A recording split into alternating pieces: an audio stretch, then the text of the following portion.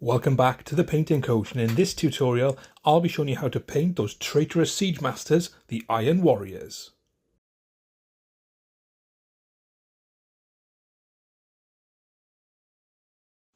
Okay, let's get going on this Iron Warrior. So, no surprise, I've primed him with Leadbelcher. Now, if you've not got Leadbelcher spray, just prime him black and paint Leadbelcher all over him, but I've used the spray just to save a little time. The first thing we're going to do is going to paint all the gold trim. We're going to use a little bit of Balthasar Gold for this, just a smidgen of water. We're just going to then very carefully work our way around the model, get all this trim painted with the Balthasar Gold. And you see there that I've made a little bit of a mistake straight away, so I'll just paint that over with some Leadbelcher from the pot before we finish. So I'm just going to work my way all the way around, make sure I get all the trim. Now, the one thing with these new Chaos models, there is a lot of trim, so this is one of those bits that you just need to be a little bit patient with, but just work your way around, get all that trim done, and then we'll come back and we'll shade everything next. Once we're happy we've got all that trim done, we're going to shade the entire model. We're going to use Nuln Oil for this, so I'll just show you really quickly, but we're just going to move it around into all these kind of nice recessed bits. Going to get it over everything as well, even the bits we're going to paint a different colour later on. And the reason for that is that it'll just make it easier to paint some of the flatter colours on the silver metallics. So work your way around the model, get everything painted. Make sure, so on things like the arms for example, paint it on with a little bit of Nuln Oil. Then draw it down towards the bottom so it just settles a little bit lower. When it comes to the legs, you can see that's okay there, but we just want to make sure we don't have any big blobs of it settling there, because that'll just make things look a little unsightly. So get that done, work your way around the whole model and let it dry, and then we'll come back for the next stage where we'll have a little go at highlighting some of that gold. Once we're sure that the Nuln Oil is dry, we'll highlight the gold. Now you can see I've already done it on kind of this side of the model.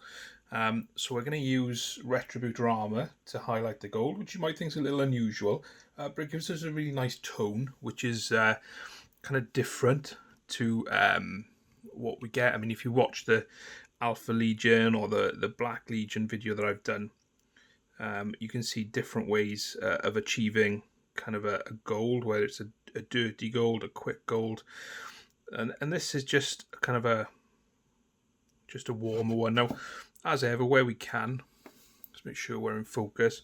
We just want to catch the edges, which are kind of straightforward enough for me to show you here, just to kind of get that, get that shiny edge on the gold. And then in other places, we just might need to be a little more careful. Make sure you've got a point on your brush.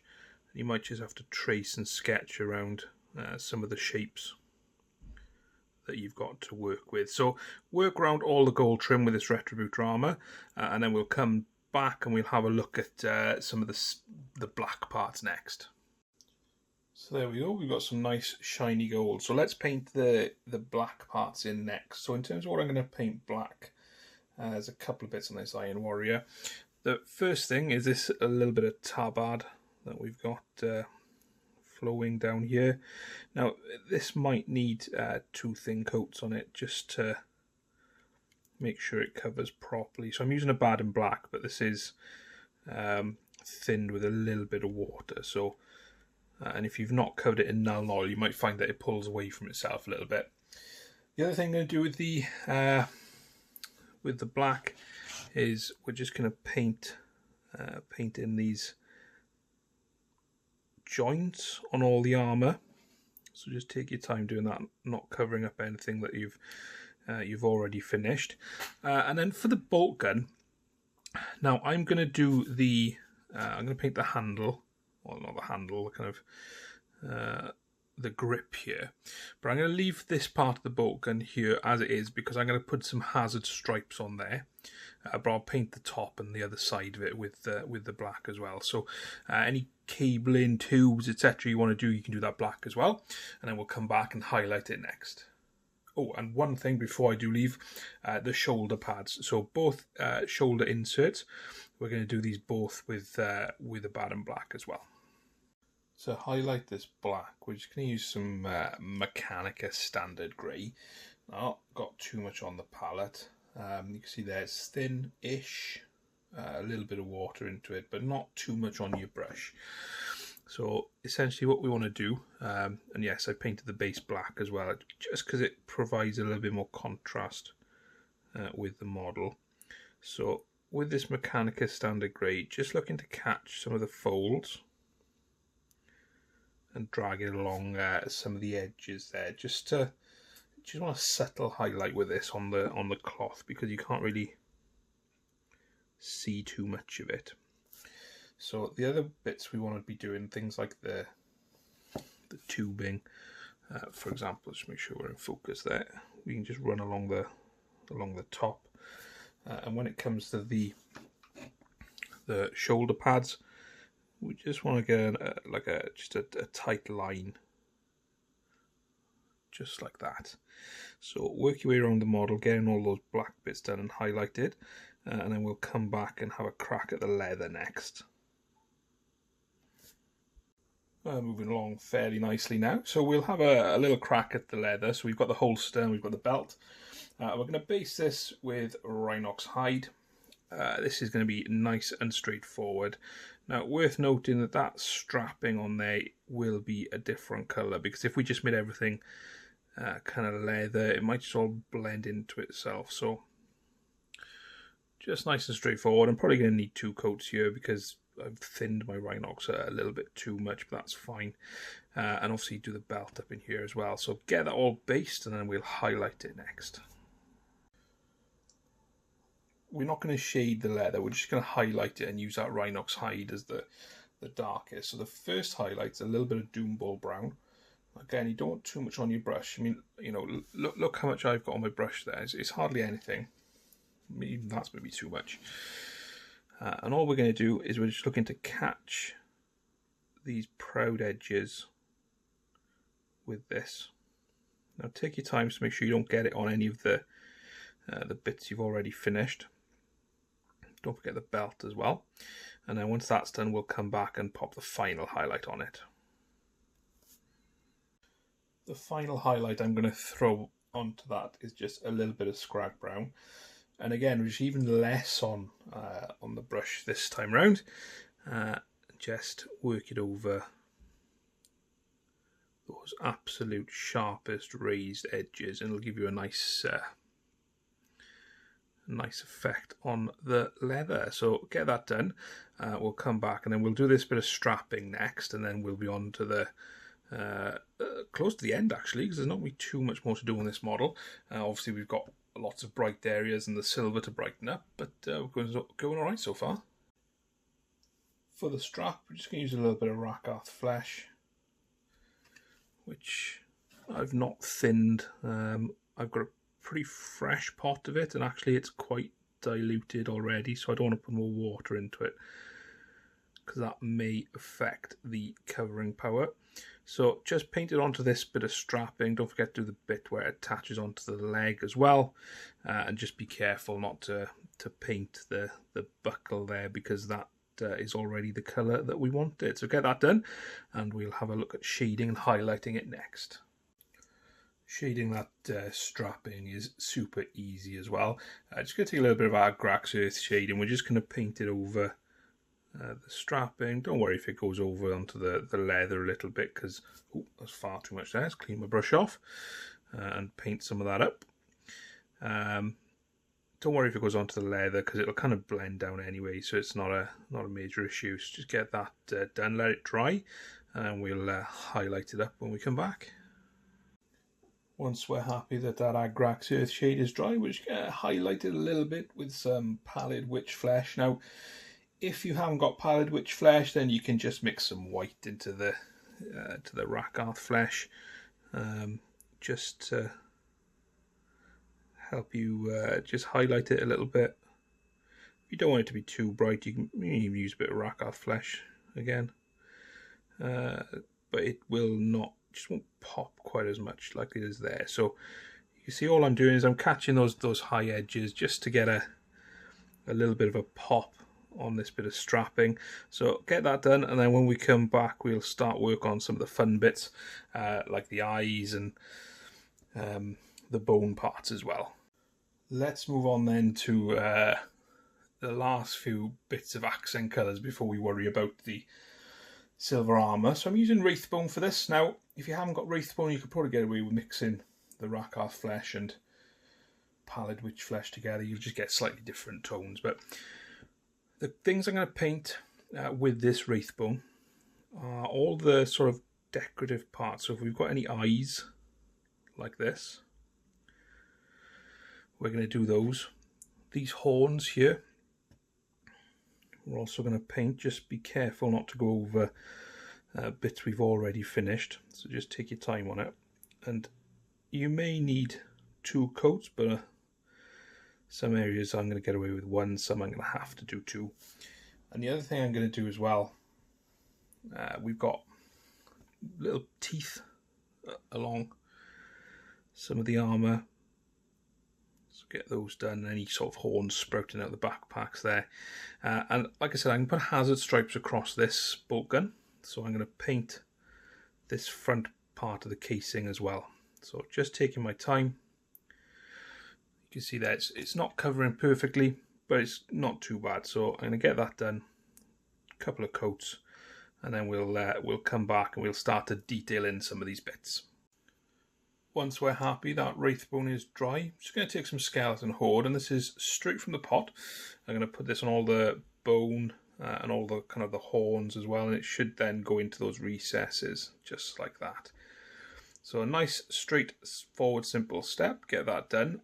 You can let it dry and add more layers if you want to darken the horns, and you can go in and give them a little highlight with some of that Wraithbone as well, but get all those teeth and bits on the armour, all the horns, let that dry, and I'll come back and we'll do the bolt gun next. So for the bolt gun, and you can use this on any part of the armour that you want to get the kind of the yellow and black chevron effect. I did agonise a little bit about which way I was going to go with this. I've decided to just go this way because it's just the easiest. It involves a lot less layers. So what we're going to do is going to paint this with the Iyanden Yellow contrast paint. Just cover the whole thing. Try not to go over any bits you've finished. If you do, then obviously you can go in and repair them, but just try not to have any pooling. Now this is pooling because the angle I'm holding it at even. So once I turn it back over like that, I want to make sure that that doesn't pool too much there. So I just want to move that around, and then I want to let that dry. And then as soon as it is, we'll have a look at it, and then we'll either put another layer of Iyanden contrast, or we'll go in and we'll do the black chevrons. Now that's dry, I am going to go in and I am going to give it a second coat of the Iyanden Yellow, making sure not to have too much on my brush. I just want to darken it slightly. I think the lights probably make it brighter on the video than it is in real life, so just want to work around and add this on just to give it a little bit more shade, let that dry, and then we'll come back and do those chevrons. So we've got a nice smooth surface to play with, so we're going to go back to the Abaddon Black, and we're just going to, you can see there I've thinned it down quite a bit, and we want to make sure we've got a nice point on our brush for this. Now the first thing we're going to do is we're going to establish the first one, or the first sort of hazard stripe, which I'm going to do there. Then I'm going to keep that spacing, and I'm just going to draw a nice line through the yellow, trying to keep them as straight as I can. Just there, and then I'm just going to go back in, and I'm going to colour them. Now because this Abaddon Black is thin, you might need a couple of coats to do it, so just get that done. Those are the hazards. You can highlight them with a bit of Mechanicus grey if you want. Otherwise, that part's done. We'll come back and we'll do the armour next. So the model's looking pretty good now. I'm happy with how it's coming together. So I'm not going to worry too much about the eyes for the helmet and the kind of the detail. First thing I'm going to do is I'm just going to take some Leadbelcher. Now this Leadbelcher is fairly thin, as you can see there on the palette, and I'm not too much on my brush, but basically what we want to do is we just want to find and paint towards the kind of the top edges the armour, because what that'll do will just bring a bit of a shine back. Now, I'm not putting too much paint on, but I'm just bringing some of the shine back to the armour, just working my way around. So do that, like I said, focusing on those top edges, and we'll come back and give it a final highlight next, and then we'll do the glowing eyes. We'll finish off highlighting the armour and any kind of weapons we have. A little bit of chrome from Valeur Model A. As always, there's no thinning on this. It's already thin enough. And what we're looking to do where we can is we're looking to catch edges. So just along there, just catching some edges on that bokken. And where we can't catch an edge, we're just looking to draw a nice tight highlight along there. Just like that, along the fingers there, down the hand. And we're going to do this all over the silver armour, just helping it brighten up a little bit. And as I do this, I'm just kind of thinking I just finished reading Saturnine, which is book 4 in the Siege of Terra series. I read them all over Christmas. I really enjoyed them all as well. Highly recommend that for some Iron Warriors action if you haven't read it already. Some really enjoyable stuff on there. I'll pop a link in the description as well to the Amazon page so you can have a little look at it. Hopefully it will have come down in price a little bit as well, since it's been out for 6 months I think now. So I'm just finding my way around, finding all those edges, get that done, and then we'll come back and we'll do all the eyes next. And there you can see that armour is a lot brighter, and there's a lot more interest over what is otherwise quite a uniform colour in terms of the silver. So let's have a look at the final few bits. So what I'm going to do is going to take some white scar. Now this isn't thinned down, it's just I've got a very thin pot of white scar, and I want to paint all these eyes around the model, and I also want to paint the eyes of the helmet. So just take your time, good tip on the brush to work it in there. Hopefully this is in focus. Yep, looks it. And there we are. So get that done and we'll come and fill them in next. To fill everything in, we're going to use Blood Angels Red contrast paint. Now make sure you haven't got too much on your brush, and just paint it into those areas that you've just painted white. And you can see you've got to make sure we're in focus, kind of glowing effect. Now if you want to go back in and put an eyeball with some Abaddon Black, you can. And we're going to paint the eyes here in exactly the same way as well. And if you want to make them look like they're glowing, you can just pop a little white dot in them once that's dry. But otherwise, this Iron Warrior is done. We'll see him on the turntable next. So there we have it, this Iron Warrior is done, and once the base is finished, he's ready for the table. Now, this was a really straightforward tutorial. I really hope you enjoyed it. If you did, please leave a like and a comment down below. It really does help me and make sure that you guys are getting the content you want to see on the channel. If you would like to support me, then you can do using the links in the description. There's a link for my Patreon where you get exclusive access to me, exclusive monthly frequently asked questions, exclusive monthly lives, as well as my Discord server. And there is some other exclusive content on there as well. You'll also be able to support me by using the link for Goblin Gaming, where you can get up to 20% off all your wargaming needs. And there's also my Amazon links where you can see some of my recommended equipment. Thanks again for watching. I'll see you next time.